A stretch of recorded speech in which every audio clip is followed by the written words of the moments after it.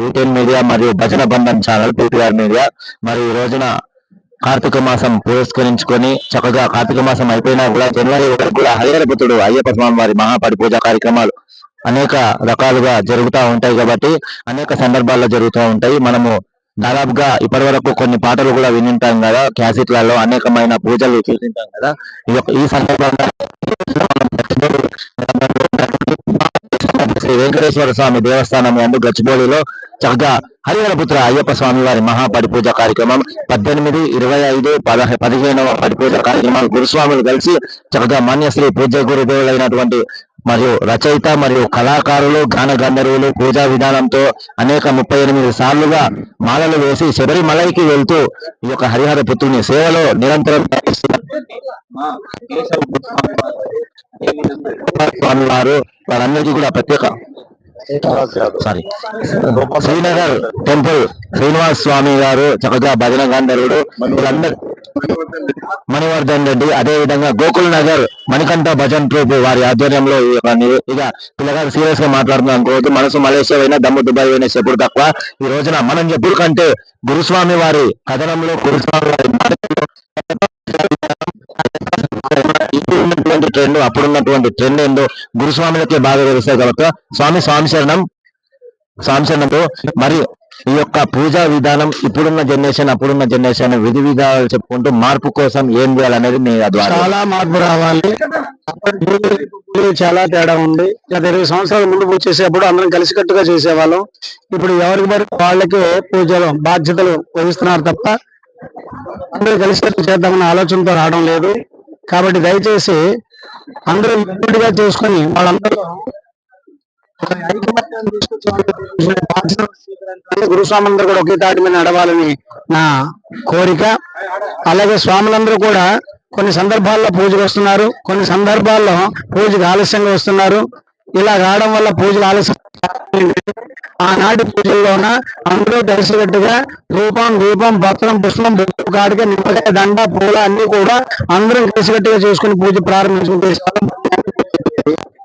ఎవరిది పూజ అంటే వాళ్ళు మాత్రమే చేయడం వల్ల ఆలస్యం అవుతుంది. పూజ దీక్ష చేసేటప్పుడు 3 గంటలు 4 గంటలు అయిపోతుంది. అది ఎవరు తప్పు అంటే పూజ చేసేవాడిది కాదు, పూజారిది తప్పు కాదు, వచ్చే భక్తులతో తప్పని నా యొక్క విన్నపం. ఎక్కడైతే మాల వేస్తారో అక్కడికే వచ్చి తీసే వరకు నిష్ట నియమాలు 41 రోజులు, 48 రోజులు, 103 రోజులు మాల వేసేవాళ్ళు. కానీ ఇప్పుడు అంటే మేము చూసిన వరకు భజన పరంగా కూడా సివిల్లో వెళ్ళినప్పటికీ కూడా అయ్యప్ప మాలలు అక్కడనే తీసివేసి వచ్చేటప్పుడే యొక్క వివరణ 100% అయ్యప్ప మాల వేసిన వాడు దుర్గుణాల ఇంటికి దూరం ఉంటాడని ఒక ఆనవాయితీ ఉంది. దానికోసమైనా మాల వేస్తారు. నెంబర్ 1 మండల కాలం అంటే 48 రోజులు కాదు, 48 రోజులు. ఓకే, 48 రోజులు మండల కాలం ఎలా వచ్చిందంటే భూత భవిష్యత్ వర్తమానాలు 2 కాలాలు. మనకి కాలానికి 15 రోజులు చెప్పుకున్నారు. 3 కాలాలు 45 రోజులు కలిపితే సృష్టి స్థితిలై కార్యక్రమం ముగ్గురు చేయొచ్చు కానీ దాని లోపల మాత్రం ఓకే. అక్కడ జరుగుతున్న పరిణామాలు ఈ స్వాముల మీద శబరిమల వెళ్ళిన తర్వాత ఎక్కడైతే మనం పీఠం పెట్టామో ఏ గురుస్వామితో మానేసుకున్నామో ఆ గురుస్వామి మానేసి తీయట్లేదు. కానీ మన పీఠం దగ్గర తన తల్లితో గాని ఒక గురుస్వామితో గాని లేదా బ్రాహ్మణోత్తములతో గాని మాల విసర్జించడం ఉత్తమం. అంతేగాని మనం ఇక్కడ మాల వేసి అక్కడికి వెళ్ళిన తర్వాత ఈ పంబలోని తీసేయడం, గురువారం తీసేయడం మన చెడు అలవాటును దూరం మరి ఇంకేం చేసినట్టు కొద్ది. కాబట్టి దయచేసి ప్రతి ఒక్క స్వామి చెప్పేది ఏంటంటే మనం ఎక్కడ పీఠం పెడుతున్నామో అక్కడ మాల విసర్జన చేయడమే చాలా ఉత్తమమైనటువంటి లక్షణం. ఓకే స్వామి, మళ్ళీ ఫైనల్ గా మీరు 38 సంవత్సరాలుగా యాత్ర చేస్తున్నారు. మీరు చూస్తున్నటువంటి మార్పులు ఇప్పుడున్నటువంటి కన్యస్వాములకు ఏమి సందేశం ఇవ్వాలనుకున్నారు? కొంతమంది గురుస్వాములు బ్రతుకు తెరువు కోసం చేస్తారు, కొంతమంది బ్రతుకు బాధ కోసం చేస్తారు, కొంతమంది భగవంతుని కోసం చేస్తారు. నేను అన్నిటి కోసం చేస్తున్నా. నా తండ్రి కొట్టాడు నాకు దెబ్బ కోసం భాగ్యనగరం వచ్చి 30 నిమిషాలు మారుతున్న 4 మార్పులు తీసుకుంటుంటే ఆయన విడిచిపెట్టే ప్రసక్తి జనాల్లో మార్పు రావాలని ప్రయత్నం చేస్తున్నాం. కాకపోతే వాళ్ళు ఇద్దరిని విడిచిపెడతారు. కానీ నా మార్పు మాత్రం నాకు ఏ నుంచి వచ్చింది ఇంతే ఉంటది. మొదలు వచ్చిన అలవాటు ఇప్పుడు పొమ్మన్నా నడిపోదు. కానీ మాలేడినే కాదు 128సారి శబరిమల యాత్ర చేస్తున్నా. 40,000 పైచీలు గురుములు కట్టిన గురుస్వామిగా నాకు కూడా ప్రతి చోట్ల కూడా కడుతున్నా. అంతేకాకుండా కొన్ని పాటలు రచిస్తూ పాడుతూ కూడా ఇంట్లో పెట్టే పీఠ 300 is not a seasonal God. Regular గా అయ్యప్ప స్వామి పూజించుకునే దేవుడు ఆయన. అంతేగాని కార్తీక మాసం వచ్చిందంటే అయ్యప్ప చేసినట్టు చేయడం అనేది నాకు అలవాటు కాదు. అందరూ ఈ మార్పు రావాలని కోరుకుంటూ ప్రతి ఉత్తరా నక్షత్రం ప్రతి నెలలో వచ్చే దానిలో నీ గానమే నా ప్రాణం అఖిల భారత అయ్యప్ప దీక్షా ప్రచార సమితి తరపున కూడా నేను జాతీయ సలహాదారునిగా ఉన్నా. అందరూ కూడా ప్రచారం చేసుకుంటూ కూడా తీసుకొస్తున్నా.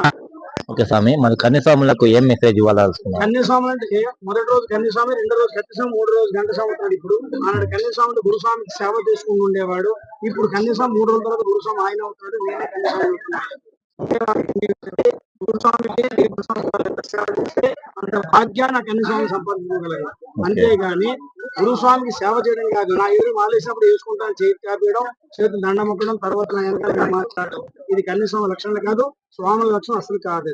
స్వామి వాళ్ళనేది ఏకాభిప్రాయంగా ఉన్నటువంటి దీక్ష అయ్యప్ప దీక్ష. కులము, మతము, వర్ణము, వర్గము, జాతి భేదానికి మాల, మాదిరి, రెడ్డి, యాదవ్, ముద్రాస్, బ్రాహ్మణ సంఘాలకి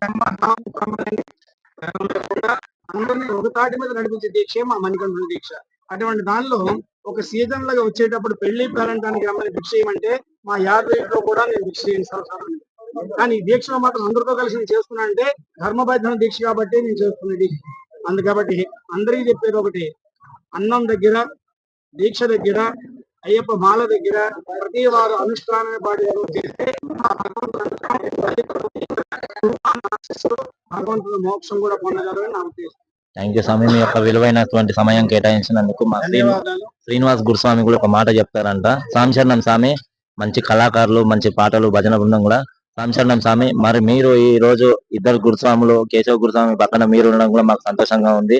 మరి మీ యొక్క వర్షన్లో అయ్యప్ప పూజా విధానం గురించి మీ యొక్క సంభాషణలో.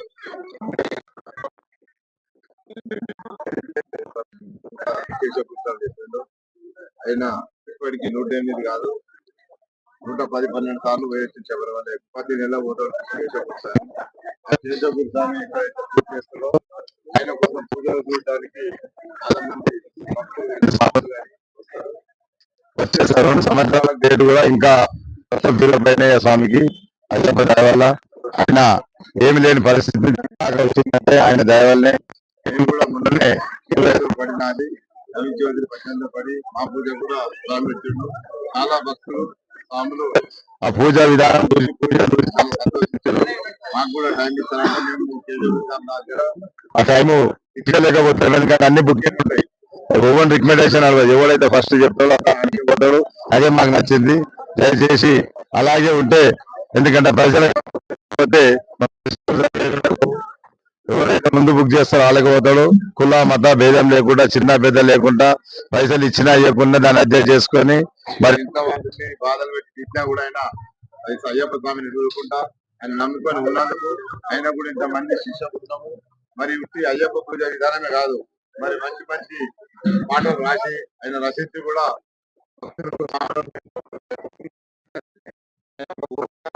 మరి శబరిమలకి పోతే ఆయన మొత్తం సాములందరూ కూడా కన్యాకత్తి సాములకు వేరే వాళ్ళు ఆయన సొంత ఖర్చు పెట్టి పండించుకొని వెళ్ళడం జరుగుతుంది.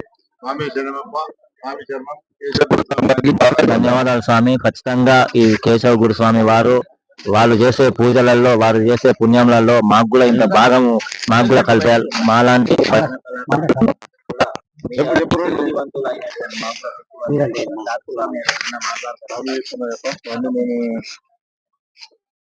స్వామి సమేత స్వామి శరణం.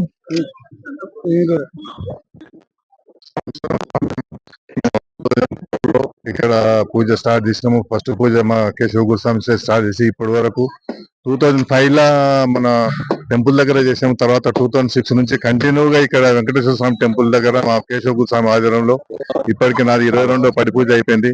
మా స్వాములు 18వ పడి పూజ లాస్ట్ మంత్, లాస్ట్ ఇయర్, ఈ ఇయర్, వచ్చే ఇయర్ 18వ పడి మేము పూర్తి చేసుకుంటున్నాము. మా కేశవ గురి పూజ మేము చేస్తున్నామని. థ్యాంక్ యూ స్వామి. నవీన్ స్వామి 18వ పడి పూజ చేస్తున్నారంటే వారికి పూజ జరిగింది. వారికి చిరు సత్కారం స్వామి స్వామి శరణమయ్యప్ప. ఇంకోటి స్వామి శరణమప్ప. ఈ అయ్యప్ప మాలంటే మా ఇంట్లో వద్దన్నారు. ఎందుకంటే మరి ఆ రోజు ఏదో ఒక కేసుల నుంచి బయటపడ్డానికి అయ్యప్ప నన్ను రక్షించాడు. మరి నా తోటి ఉన్న వాళ్ళందరూ కూడా కేసులో బుక్ అయ్యి జైలు పాలయ్యారు. అయ్యప్ప మాలేషన్ నుంచి నాకు అయ్యప్ప రక్షించింది కాబట్టి ఆయన మరవకుండా 6 సంవత్సరం 96 నుంచి ఇప్పటి వరకు మాల వేస్తూ వచ్చిన ఎంతో మంది నా ముంగట తీసుకెళ్లి లాకప్ లో పెట్టి పెట్టడం జరిగింది. అయ్యప్ప మాల వేస్తే ఎవరికై కానీ రక్షిస్తాడని నేను కోరుతున్నాను. థ్యాంక్ యూ స్వామి. చిన్న మాట లాస్ట్ కి, మీరు పెద్దవాళ్ళు కాబట్టి మేము అడగొచ్చలేదో, శబరిమలలో వావర్ స్వామి మీద ఈ మధ్యన కొన్ని కామెంట్స్ వస్తున్నాయి. స్వామి స్వామి అని మనం కూడా నమ్మకూడదు, పాటలు పాడొద్దు అంటున్నారు. దీనిపైన చిన్న వివరణ. 100% correct.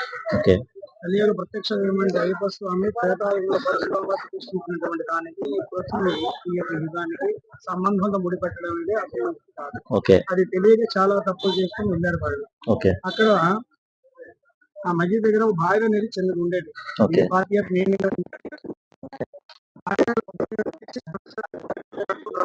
ఒంటి గడుపు సరదాగా పెట్టుకుని ఆడుకుని వెళ్ళేవాళ్ళు. అంతేగాని అక్కడ ఈ పేరంగా అక్కడ ఉండేది కాదు. ఈ మధ్యన ఏం చేస్తున్నారంటే భగవంతుని దగ్గర వసూలు చేయడానికి మన హిందువులే దొరికినట్టుగా మన దగ్గర సొమ్ములు కలెక్షన్ చేసుకుంటూ మన తెలుగు వాళ్ళ చేతకారతనంగా అలా అర్థం చేసుకుని ఈ డబ్బుల గురించి వాళ్ళు అలా కట్టేసుకున్నారు అక్కడ దాన్ని. కాబట్టి దయచేసి మేము భక్తులందరికీ వెళ్ళి దయచేసి మాత్రం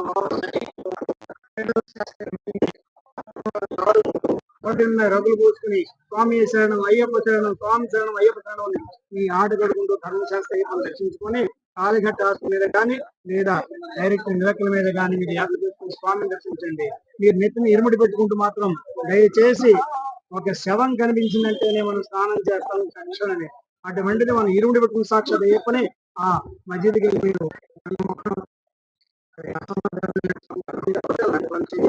ప్రతి ఒక్క శిష్య బృందానికి ప్రతి ఒక్క అయ్యప్పని నేను అందరికి కోరుకుంటున్నాను. దయచేసి భావసం మధ్యకి వెళ్ళవలసిన అవసరం లేదు లేదు లేదు, మనకి ఆయన సంబంధం లేదు. థ్యాంక్ యూ స్వామి. వావర్ స్వామి మీద ఒక క్లారిటీ వచ్చింది కాబట్టి అయ్యప్ప భక్తులు అందరూ ఇది గమనించారు. ఇదే చిన్న సందేహం ఉండే స్వామి. థ్యాంక్ యూ అని కోరుకుంటూ మీ యొక్క పూజా విధానంతో మేము కూడా మంత్రముగ్ధులైనందుకు ప్రత్యేకమైన ధన్యవాదాలు తెలియజేసుకుంటే మీ శక్తి